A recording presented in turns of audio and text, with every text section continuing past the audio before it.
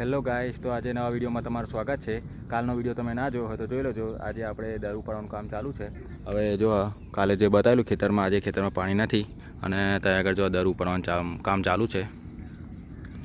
એટલે અત્યારે આમાં પાણી ચાલુ કર્યું છે અને થોડી વાર ફરી આપણે પેલા ખેતરમાં, જે ખેતરમાં પલડા મારવાનું છે, ખેતર તમને બતાવું કરી। ત્યાં આગળ આપણે દરવાડિયામાં પાણી જે ચાલુ હતું એ બંધ કરાયું અને હવે જે આપણે પલડર મારવાનું છે એ ખેતરમાં પાણી ચાલુ કર્યું। હવે તમને ખેતર બતાવજો। આજે આપણે બીજું ખેતર છે।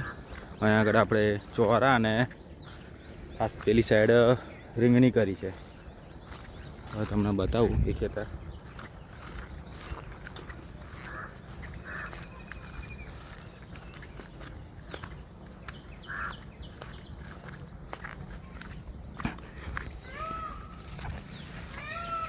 आ रही है खेतर, जो आ एक खेतर है। हजू एम पानी भरायु नहीं। पानी भराय एटले फरी ट्रेक्टर लाइन पलडर मारवानुं काम चालू करीशुं। जो अत्यारे खेतरनी अंदर आम तो 50% एटले चौथा भागनुं पाणी भरायुं छे। जो तमने बतावुं, बधे पाणी आ खूणानी अंदर पाणी बधुं भराई गयुं छे अने मारे शुं काम करवानुं छे तमने बतावजो। ज्यां खूणानी अंदर आ पारी जे चढ़ायेली ना होय ए चढ़ाववी पड़शे, केम के बधुं पाणी भराय ने तो अहींथी बधुं उभराईने बहार निकળી जाय। એટલા માટે આવી રીતે બધી પારી ચડાવવી પડશે। જે ખૂણાની ધાર આવે આ સીધે સીધે એ બધી ચડાવવી પડશે। એટલે આટલું કામ કરવાનું છે અત્યારે અને કરીને પછી ખેતર કમ્પ્લીટ ભરાય પછી જ એને ટ્રેક્ટર જોડીને રીંગો પલડર અને ફરી મારવાનું કામ ચાલુ કરવું પડશે। એટલે હજુ ભરાતા મિનિમમ બે કલાક જેવો ટાઈમ લાગશે। તો ફરી ખેતર કમ્પ્લીટ ભરાશે તો ફરી રીંગો મારવાનું કામ ચાલુ કરવું પડશે। જો માટી આપણે ચડાવી દીધી છે। હવે આ ખૂણો તો રેડી કરી દીધો, એટલે આ પ્રમાણની માટી એમાં ચડાવી દેવાની। જો ખૂણા બતાવું તમને, આ પ્રમાણે તમે માટી ચોફે ચડાવી દો ને એટલે શું કે આપણે ગમે તેટલો વરસાદ પડે કે પછી આપણે પલડર મારીએ તો પણ પાણી બધું બહાર ના નીકળી જાય અને ગમે તેટલો વરસાદ પડે તો ઉભરાઈને ના જાય। અત્યારે આપણે કમ્પ્લીટ કરી દીધું હોય તો શું કે પછી તમારે ડોગર થાય ત્યાં લગીને કોઈ ટેન્શન નહીં તો ફરી તમે પાછું ના ચડાવો તો તમારે 15 દાડા ફરી જ્યારે વરસાદ ભરાય પાણી ભરો ત્યારે ફરી પાછું ચડાવવું પડે। એટલે અત્યારે ચડાવી દીધું હોય તો કોઈ પાછળ ટેન્શન નહીં એમ। જો જે આપણે પારીઓ જે ખૂણા હતા એની અંદર જે પારીઓ ચડાવવાની હતી એ બધી ચડાવી દીધી છે અને હવે આપણે ટ્રેક્ટર રેડી કરીને જવાનું છે ખેતરમાં, કેમ કે ખેતરમાંથી બધું દરું ભરી લાવવાનું છે। એટલે ટ્રેક્ટર લઈને ટ્રોલી જોડીને કમ્પ્લીટ હવે લઈને ખેતરમાં જવાનું છે। આ રહ્યું આપણું ટ્રેક્ટર, ટ્રોલી જોડી દીધી છે। હવે જવાનું છે ખેતરમાં, દરું ભરી લઈએ। જે બધું સવારમાં ઉપાડ્યું છે બધું ભરી લઈએ આગળ ખેતરમાં।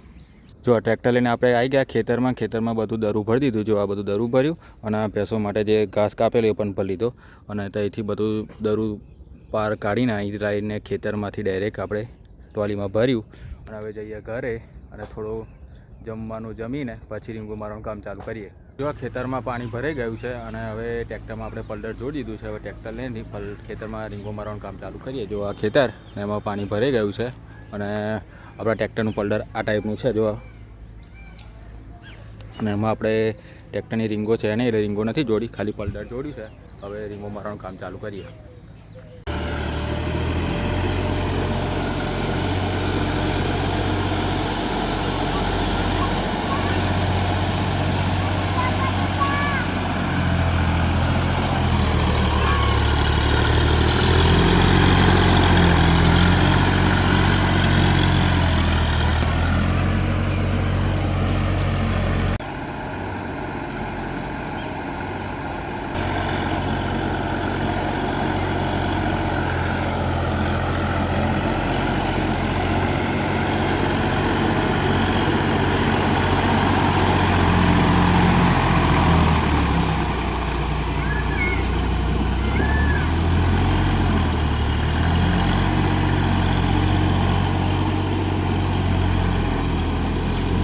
જો આપણે રીંગો મારવાનું કામ તો પતી ગયું છે અને અત્યારે ટ્રેક્ટરની હાલત જો કેવી થઈ ગઈ છે।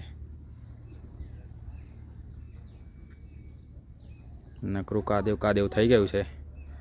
હવે એક સાઈડ માણસો આવી ગયા છે અને ડોગર રોપવાનું કામ ચાલુ કરી દીધું છે।